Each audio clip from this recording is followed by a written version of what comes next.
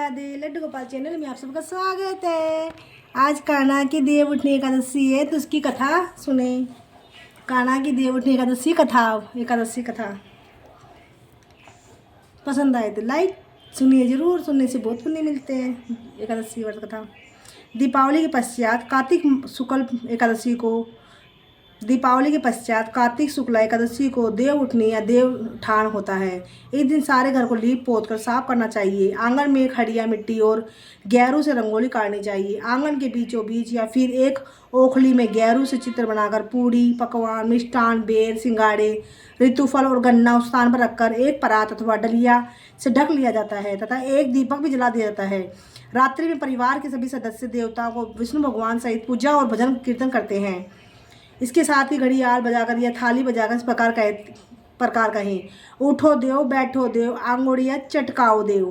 कुछ मासिक व्यक्ति देवस्थान के दिन तुलसी और शालिग्राम का विवाह का आयोजन भी करते हैं। तुलसी के वृक्ष और शालिग्राम की ये शादी पूरे धूमधाम से उसी प्रकार की जाती है जिस प्रकार सामान्य कन्या का विवाह। जिस दंपति कन्या नहीं होती वह तुलसी का विवाह करके कन्यादान का पुण्य प्राप्त करे। ये शास्त्रों को अज्ञात है। बोलो कृष्ण भगवान की जय।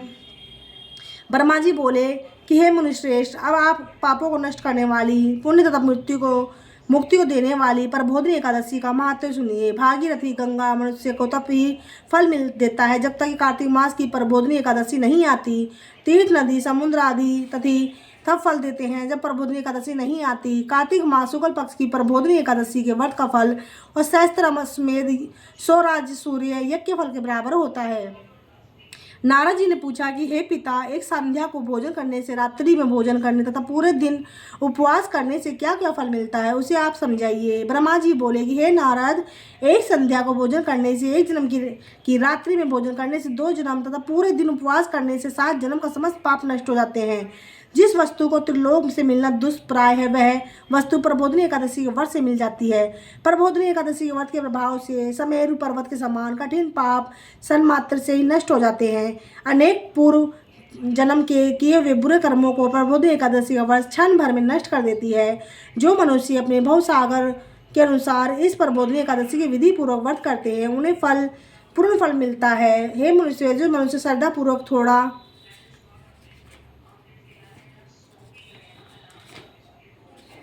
थोड़ा खाते हैं उन्हें चंद्रायन व्रत का फल मिलता है। कार्तिक मास में भगवान दान आदि से उतने प्रसन्न नहीं होते जितने शास्त्रों की कथा सुनने से प्रसन्न होते हैं। कार्तिक मास में जो मनुष्य भगवान की कथा को थोड़ा बहुत पढ़ते हैं या सुनते हैं उन्हें 100 गोदान का फल मिलता है। जो मनुष्य अपने कल्याण के लिए विष्णु भगवान की कथा सुनते हैं वह कुटुंब को उद्धार करके एक सहस्त्र गोदान का फल पाते हैं। जो मनुष्य प्रबोधिनी एकादशी के दिन विष्णु की कथा सुनते हैं वह 7 दीपों को दान का फल मिलता है। जो विष्णु की भक्ति पूर्वक करते हैं उनको कथा वाचने वाले ब्राह्मण को यथाचित पूजा करते हैं उन्हें संतुष्ट करते हैं वह लोक को जाते हैं उत्तम लोक को जाते हैं। इस स्तर पर नारद जी बोले कि हे ब्रह्मा जी, अब आप एकादशी व्रत का विधान कहिए और कैसे व्रत करने से कौन सा पुण्य मिलता है वह भी समझाइए। ब्राह्मण बोले कि नारद, इस एकादशी के दिन मनुष्य को ब्रह्मा मुहूर्त उठना चाहिए और नदी तालाब कुआं आदि में स्नान करके व्रत का नियम ग्रहण करना चाहिए। उस दिन विष्णु भगवान की पूजा करनी चाहिए कि हे भगवान, आज मैं निराहार रहूंगा और दूसरे दिन भोजन करूंगा, इसलिए आप निरक्षा करें। इस प्रकार निर्णय करके भगवान की पूजा करनी चाहिए और व्रत का प्रारंभ करना चाहिए। उस रात्रि को भगवान के समीप गीत नृत्य बाजी तथा कीर्तन में समय व्यतीत करनी चाहिए। प्रबोधिनी एकादशी के दिन कृतज्ञता को त्याग कर बहुत से पुष्प अगरबत्ती धूप आदि से भगवान की आराधना करनी चाहिए। सांग के जल से भगवान की अर्घ देना चाहिए। इसका फल तीर्थ दान आदि से गुना अधिक होता है। जो मनुष्य अगस्त्य पुष्प से भगवान की पूजा करते हैं उनके सामने इंद्र भी हाथ जोड़ता है। कार्तिक मास में जो वील पत्र से भगवान की पूजा करते हैं उन्हें अंत में मुक्ति मिलती है। कार्तिक में जो मनुष्य तुलसी से भगवान की पूजा करता है उनके 10,000 जन्म के समस्त पाप नष्ट हो जाते हैं। जो मनुष्य इस नाम में श्री तुलसी जी का दर्शन करते हैं, छूते हैं या ध्यान करते हैं या कीर्तन करते हैं, उन्हें रोपण अथवा सेवा करते हैं, वह 1000 कुटयुक्त तथा भगवान को घर में रहते हैं। जो मनुष्य तुलसी का पेड़ लगाते हैं उन्हें कुटुंब में जो पैदा होते हैं वे परलोक के अंत तक विष्णुलोक में रहते हैं। जो भगवान का कदम की वृक्ष से पूजा करते हैं वे यमराज के दुखों को नहीं पाते। समस्त मनोवांछनों को पूजा करने वाले भगवान कदम वृक्ष को पुष्प को देखकर अत्यंत प्रसन्न होते हैं। यदि आपकी कदम पुष्प से पूजा की जाए तो फिर बात ही क्या है। जो गुलाब के पुष्प से भगवान की पूजा करते हैं उन्हें मुक्ति मिलती है। जो मनुष्य बकुल और अशोक के फूलों से भगवान की पूजा करते हैं उन्हें अंत काल तक शोक से रहित होते हुए हैं। जो मनुष्य विष्णु भगवान सफ़ेद और लाल कनेर के फूलों से पूजा करते हैं उन पर भगवान अत्यंत प्रसन्न होते हैं। जो मनुष्य विष्णु भगवान को दुर्वा दल से पूजा करते हैं वे पूजा के फल से जो गुना फल अधिक पाते हैं। जो भगवान को समीप पत्र से पूजा करते हैं वे भयानक यमराज के मार्ग को तरस सरलता से पार कर जाते हैं। जो मनुष्य चंपक पुष्प से भगवान विष्णु की पूजा करते हैं वे अवागन को चक्कर से छूट जाते हैं। जो मनुष्य सुरंग को बना हुआ केतकी पुष्प भगवान को जलाते हैं उनके करोड़ों जन्म के पाप नष्ट हो जाते हैं। जो मनुष्य भगवान के पीले और रक्त वर्ण कमल के सुगंधित पुष्पों की पूजा करते हैं उन्हें श्वेत दीप से स्थान मिलता है। इस प्रकार रात्रि में भगवान की पूजा करके प्राप्त काल शुभ जल की नदी में स्नान करना चाहिए। स्नान करने के पश्चात भगवान की प्रार्थना करते हुए घर आकर भगवान की पूजा करनी चाहिए। उसके बाद व्रत के लिए ब्राह्मणों को भोजन कराना चाहिए और दक्षिणा देकर मीठे वाक्य द्वारा उनको विदा करना चाहिए। उनके उपरांत भोजन को दक्षिणा से गुरु की पूजा करनी चाहिए और ब्राह्मणों को भूरिश्री दक्षिणा देकर नियम को छोड़ना चाहिए। ब्राह्मणों को यथा शक्ति दक्षिणा देनी चाहिए। इस ब्राह्मण को रात्रि में भोजन करावे, स्वर्ण सहित बैल दान करे। जो मनुष्य रात्रि प्रदान करते हैं उन्हें दही और शहद दान करना चाहिए। जो मनुष्य फल की आशा करते हैं उन्हें फल दान करना चाहिए। तेल की जगह घी, घी की जगह दूध और अन्नों के में चावल दान करना चाहिए।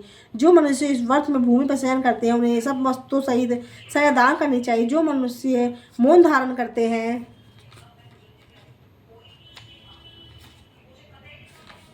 उन्हें स्वर्ण सहित दिल दान करना चाहिए। जो मनुष्य कार्तिक में उपाहार धारण नहीं करते हैं उन्हें उपाहार दान करना चाहिए। जो मनुष्य इस मास में नमक त्यागते हैं उन्हें शक्कर दान करनी चाहिए।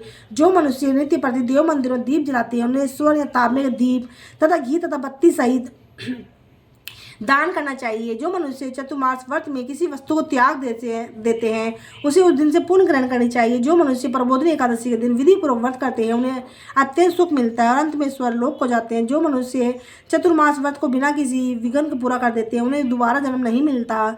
जिन मनुष्यों को व्रत खंडित हो जाता है वे नरक को जाते हैं। जो मनुष्य एकादशी का महत्व को सुनता है पढ़ता है उनके अनेक गोदान का फल मिलता है। कृष्ण भगवान की जय।